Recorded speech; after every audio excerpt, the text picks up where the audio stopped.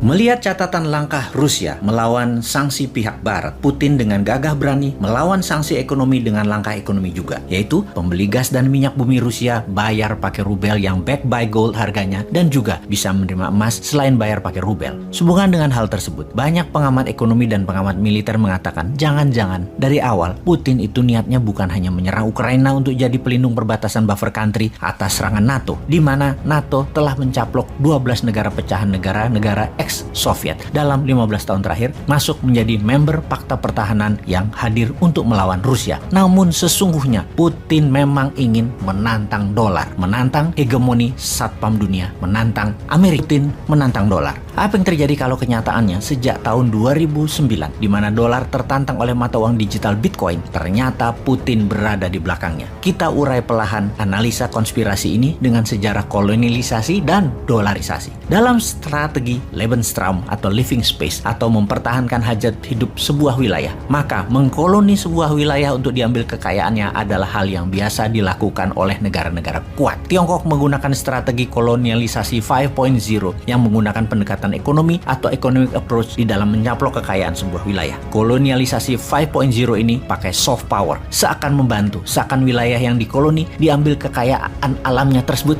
itu dibantu dengan membantu membangun sesuatu, padahal membangun tersebut adalah membangun pakai hutang yang belum tentu produktif karena tidak ada unsur lokal yang terbangun atau yang terpakai. Paling hanya lahannya saja yang di kemudian hari akan membelit negara koloni tersebut. Rusia di sisi seberang Amerika dan sekutu juga ekspansif, namun menggunakan strategi kolonialisasinya menggunakan model kolonialisasi 3.0, yaitu yang dicaplok dijadikan negara bagian, menjadi bagian dari konfederasi. Kalau kolonialisasi 2.0 itu seperti dulu bangsa Eropa ala Belanda, Inggris, Spanyol, Prancis di abad pertengahan. Ambil wilayahnya dijadikan negara jajahan atau dijadikan koloni. Kolonialisasi 1.0 adalah cara Genghis Khan, cara Romawi, meluaskan wilayah ke negara tetangga secara fisik dicaplok, lalu penguasa lokalnya adalah orang dari pusat. Gubernur biasanya jabatannya. Perluasan wilayah yang nempel perbatasan, itu kuncinya kolonialisasi 1.0. Sementara kalau 3.0, wilayah tersebut bebas bernegaranya. Hanya tidak boleh melakukan dua hal, masalah moneter keuangan dan masalah militer. Uang, moneter itu sentral, militer juga sentral. Kalau polisi lokal, pajak itu lokal. Kolonialisasi 2.0 wilayahnya jauh, yang diambil hanya kekayaan alamnya, sampai miskin negara koloninya terus ditinggal. Kita kembali ke Putin menantang dolar. Terbukti sejak 10 tahun terakhir, cyber army Rusia menyerang Amerika satu hari bisa lebih dari 10.000 serangan. Salah satu serangan yang berhasil adalah email Hillary dibocorkan ke publik pas minggu tenang dalam Pilpres yang membuat Hillary kemarin kalah. Dalam serangan cyber, bisa diperkirakan Pilpres Amerika 2024 nanti Trump pasti akan dibantu Putin karena Trump akan mengambilkan dolar backed by gold dan membuat Federal Reserve di bawah Kementerian Keuangan. Dan hal ini memang sama, yaitu cara kelolaan MMT, Modern Monetary Theory yang dianut Newman, rupiah backed by gold dan Bank Indonesia akan di bawah Kementerian Keuangan jadi Dirjen Moneter. Sama prinsipnya. Dalam hal cyber army Rusia, kecanggihan Rusia di dalam teknologi memang diacungi jempol. Cyber army-nya the best. Kalau Amerika kuat di militer secara fisik, Tiongkok unggul di produksi barang kebutuhan, Rusia adalah unggul di teknologi digital. Rusia dan Tiongkok berkali-kali menyatakan pembayaran produk negaranya lebih prefer menggunakan rubel bagi Rusia dan yuan bagi Tiongkok. Ini adalah bentuk perlawanan. Negara yang kalah pengaruh pasti takluk. Beli barang Tiongkok pakai yuan, atau negara Eropa beli gas Rusia saat ini pakai rubel. Sungguh, kalau dalam pemikiran para free thinker, dolar dicetak tanpa ada jaminan adalah penghinaan bagi negara lain yang berdaulat. Sangat mengherankan ada pejabat sebuah negara membela mati-matian dolar yang bukan mata uang negaranya, devisanya tercatat banyak disimpan dalam dolar, membangun pakai pinjaman dolar. Sungguh, taklik buta pada dolar adalah kebodohan hakiki karena mencerminkan ketidakberanian untuk berdaulat. Kedepan Newman harus bermain lebih cantik. Hal itu semua untuk mengingatkan kita semua. Karena bener deh, dolar yang dilepas jaminan emasnya sangat tidak adil. Newman tidak suka karena Newman manusia bebas. Free thinker.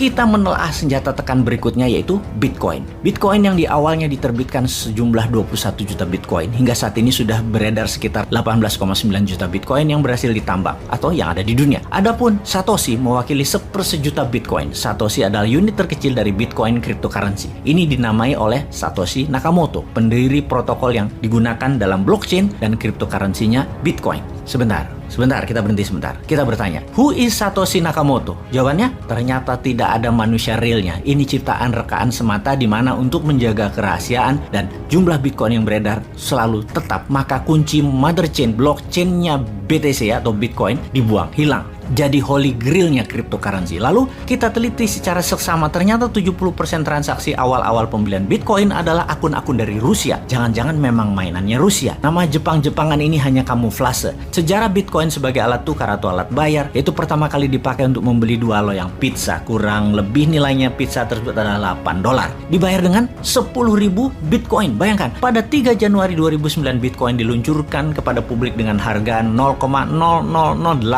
per 1 Bitcoin. Lalu di tahun 2010, untuk pertama kalinya Bitcoin diperjualbelikan di luar dunia digital dengan sistem barter. Untuk 2 loyang pizza dibayar dengan harga 10.000 keping Bitcoin. Tahukah sahabat, 10.000 Bitcoin itu sekarang berapa? 1 Bitcoin saat ini sekitar 500 jutaan. Alias 10.000 Bitcoin beli pizza termahal di dunia tersebut nilainya setara 5 triliun rupiah. Kembali ke Putin. Diduga banyak pengamat keuangan bahwa Bitcoin adalah Russian konspirasi untuk menyerang dolar. Rusia memang ingin menyerang supremasi keuangan dolar karena dianggap tidak amanah, tidak jujur, dan membodohi dunia. Bitcoin adalah sebuah rencana jangka panjang yang didesain menyerang hegemoni dolar, juga membuka fake informasi, fake edukasi akan dolar dalam sistem ekonomi yang digiring oleh Barat. Itulah cita-cita Putin yang menginginkan kehancuran ekonomi Barat di masa dia masih dalam tampuk jabatannya. Strategi Putin saat ini adalah menggunakan rubel backed by gold, juga membayar dengan emas terhadap minyak bumi dan gas Rusia, kemudian mempromosikan Bitcoin sebagai alat bayar digital di dunia komersial di luar Rusia tentunya. Kemarin baru saja diumumkan, Gucci, sebuah brand fashion kenamaan, menyatakan bahwa mulai bulan depan akan menerima cryptocurrency sebagai alat pembayaran. Ini adalah salah satu hasil pertemuan terakhir Putin dengan pemimpin Prancis Emmanuel Macron yang mengkode untuk Prancis memainkan cryptocurrency, di mana kemudian Gucci merespon, dan sebentar lagi Balenciaga, Bottega Veneta, Alexander McQueen, dan Yves Saint Laurent akan menerima kripto sebagai alat bayar. Sementara itu di Indonesia, walau belum sebagai alat tukar, rasanya sebentar lagi sih, transaksi kripto di Bursa Indonesia dalam 2 tahun ini meningkat tajam. Bahkan dalam catatan keuangan dari Bapepti, per hari transaksi di bursa kripto di Indonesia nilainya per hari 2,8 triliun rupiah. Dibanding dengan Bursa Efek Indonesia yang berdiri lebih dari 30 tahun, transaksi per hari rata-rata hanya 9 triliun rupiah. Kita bandingkan dengan New York Stock Exchange, transaksi per harinya adalah 62 billion dolar atau 100 kali transaksi di Bursa Efek Indonesia. Kemudian, jika kita membandingkan dengan transaksi Binance, bursa cryptocurrency terbesar di dunia, transaksi di Binance mendekati angka 80 billion dolar per hari, di atas New York Stock Exchange yang berdiri sudah 100 tahun. Sebelum Binance, cryptocurrency mulai bertaring, apalagi ketika mulai dipakai sebagai alat bayar, akan lebih besar lagi volume dagang kripto ini. Kalau mengingat tentang sejarah uang seperti informasi video Bosman sebelum ini, maka cryptocurrency, NFT adalah tablet dan barter